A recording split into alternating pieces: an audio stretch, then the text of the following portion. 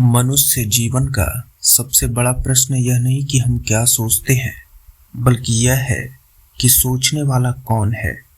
सबसे बड़ी समस्या यह नहीं कि हमारा मन भटकता है, बल्कि यह है कि हम स्वयं मन के साथ बहते रहते हैं।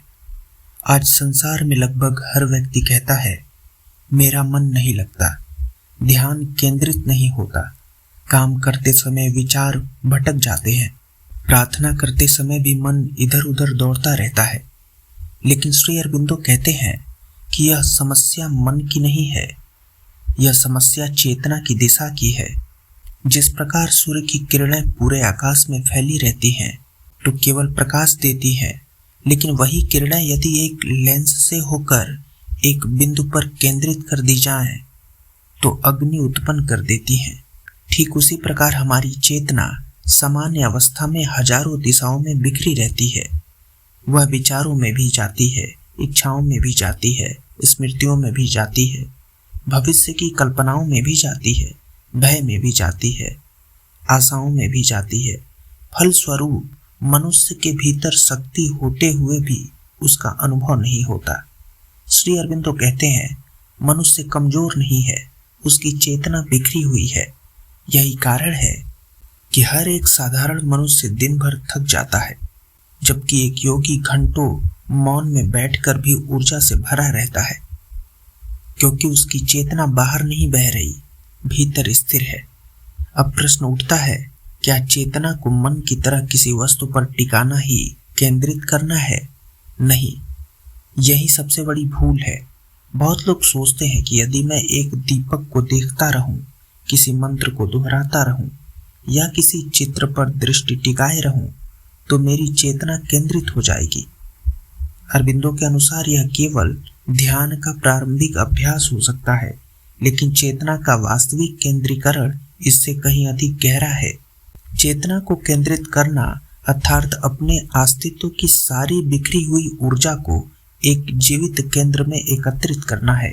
यह केंद्र कहाँ है? क्या मस्तिष्क में, क्या हृदय में, क्या आज्ञा चक्र में, या किसी और स्थान पर?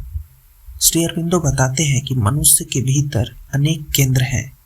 मन सोचता है, हृदय अनुभव करता है, हमारा प्राण इच्छाएं करता है, शरीर आदतों से चलता है, लेकिन इन सबके पीछे एक और केंद्र है जिसे वे अंतरात्मा यानी कि साइकिक विंग कहते हैं। यही वास्तविक केंद्र है। जब चेतना इस आंतरिक केंद्र में स्थापित होने लगती है, तभी जीवन में स्थिरता आती है। यहीं से योग प्रारंभ होता है। अब एक दूसरा प्रश्न, यदि हमारी चेतना वास्तव में इतनी शक्तिशाली है तो वह बिखरती क्यों है? क्योंकि जन्म से ही हमने बाहर देखना सीखा है। बचपन से हमें दिखाया गया, यह अच्छा है, यह बुरा है, यह पाना है, यह बनाना है, यह खो देना है, या इससे डरना है, इससे प्रेम करना है। धीरे धीरे हमारी चेतना हर वस्तु से बंधती चली गई। हमने कभी स्वयं को नहीं देखा, हम केवल संसार को देखते रहे। इसलिए श्री अरबिंदो कहते हैं कि मनुष्य बाहर की दुनिया में इतना खो गया है कि वह अपने भीतर के सूर्य को भूल गया। जब तक यह सूर्य नहीं जागेगा, तब तक कोई भी साधना पूर्ण नहीं हो सकती। चेतना को केंद्रित करना इसीलिए कठिन है क्योंकि हम मन को रोकने का प्रयास करते हैं, लेकिन मन को रोकना समाधान नहीं है। यदि नदी का प्रवाह रोक दिया जाए तो पानी सड़ने लगता है। यदि मन को बलपूर्वक रोक दिया जाए तो भीतर तनाव उत्पन्न होता है। योग का उद्देश्य मन को दबाना नहीं है। योग का उद्देश्य चेतना को इतना ऊंचा उठा देना है कि मन स्वयं शांत होने लगे।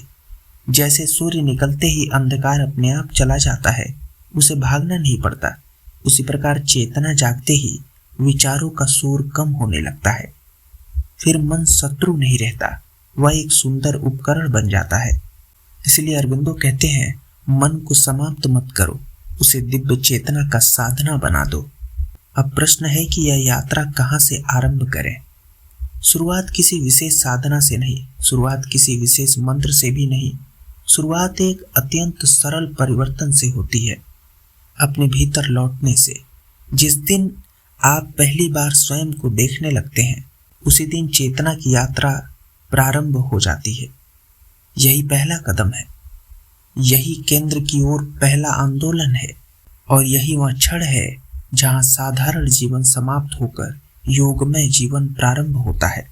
अब प्रश्न है कि यदि चेतना स्वभावतः इतनी प्रकाशमय और शक्तिशाली है तो वह बिखरती क्यों है? अरविंदो कहते हैं कि चेतना का बिखरना कोई दुर्घटना नहीं है, यह मानव विकास की एक अवस्था है। मनुष्य की चेतना अभी पूर्ण विकसित नहीं हुई है, वह निरंतर बाहर की वस्तुओं, घटनाओं और प्रतिक्रियाओं से प्रभावित होती रहती है। मनुष्य जागता है और उसी क्षण उसकी चेतना बाहर दौड़ पड़ती है। कोई स्मृति उसे पकड़ लेती है, कोई चिंता उसे घेर लेती है, कोई इच्छा उसे खींच लेती है, कोई भय उसे जकड़ लेता है। धीरे धीरे उसे यह भी पता नहीं चलता कि वह स्वयं कहाँ है। यही बिखराव है। अरविंदो कहते हैं कि मनुष्य की सबसे बड़ी भूल यह है कि वह हर विचार को अपना विचार मान लेता है, जबकि वास्तविकता यह है कि अधिकांश विचार बाहर से आते हैं। चेतना उन्हें स्वीकार कर लेती है और फिर उनसे अपनी पहचान बना लेती है। अब यहाँ आप कल्पना कीजिए कि आपका घर खुला है, जो चाहे भीतर आ जाए, कोई मित्र आए, कोई अजनबी आए या कोई चोर आए। यदि द्वार खुला है तो सब प्रवेश करेंगे। ठीक यही स्थिति सामान्य मनुष्य की चेतना की है। विचार, इच्छाएं, भावनाएं और प्रतिक्रियाएं बिना किसी चयन के भीतर आती रहती हैं।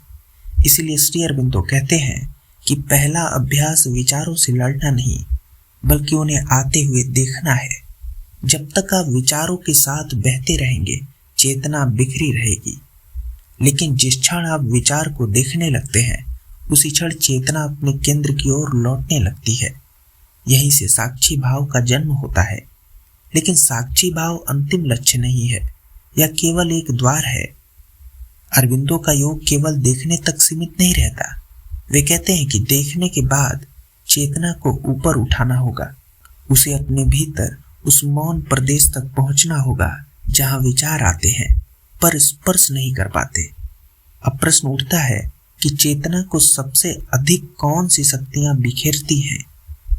सबसे पहली शक्ति है इच्छा। इच्छा हमेशा मनुष्य में रहती है। वह कहती है, जब यह मिलेगा तब मैं पूर्ण हो जाऊंगा। इस प्रकार चेतना वर्तमान से हटकर भविष्य में भटकने लगती है। दूसरी शक्ति है भय। भय चेतना को सिकोड़ देता है। भय में मनुष्य वर्तमान को नहीं देखता, वह केवल संभावित संकटों की कल्पना करता है। तीसरी शक्ति स्मृति, यानी बीते हुए सुख और दुख बार बार लौटते हैं और चेतना को वर्तमान से काट देते हैं। चौथी शक्ति है अहंकार। अहंकार हर घटना को मेरे साथ जोड़ देता है। किसी ने प्रशंसा की तो मैं बड़ा हो गया, किसी ने आलोचना की तो मैं टूट गया। इसी प्रकार चेतना हर क्षण बाहरी प्रतिक्रियाओं की दासी बनी रहती है। पांचवी शक्ति है अशांत प्राण। श्री अरविंदो प्राण को केवल श्वास नहीं मानते। प्राण वह ऊर्जा है जो चाहती है, पकड़ती है, संघर्ष करती है, जीतना चाहती है। यदि प्राण शांत नहीं है तो चेतना स्थिर नहीं रह सकती। छठी शक्ति है आदत। मनुष्य सोचता है कि वह स्वतंत्र है, जबकि उसका अधिकांश जीवन आदतों से संचालित होता है। आदतें चेतना को यांत्रिक बना देती हैं। अब सातवीं और सबसे गहरी शक्ति है अज्ञान। अज्ञान का अर्थ केवल जानकारी का अभाव नहीं है। अज्ञान का अर्थ है अपने वास्तविक स्वरूप को भूल जाना। जब तक मनुष्य स्वयं को केवल शरीर, मन और व्यक्तित्व मानता रहेगा, तब तक उसकी चेतना बार बार बिखरेगी।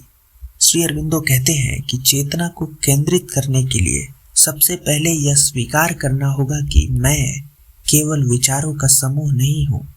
मेरे भीतर एक ऐसा मौन केंद्र है जो हर परिवर्तन के बीच भी अपरिवर्तित रहता है। इसी केंद्र को उन्होंने साइकिक विंग या अंतरात्मा कहा।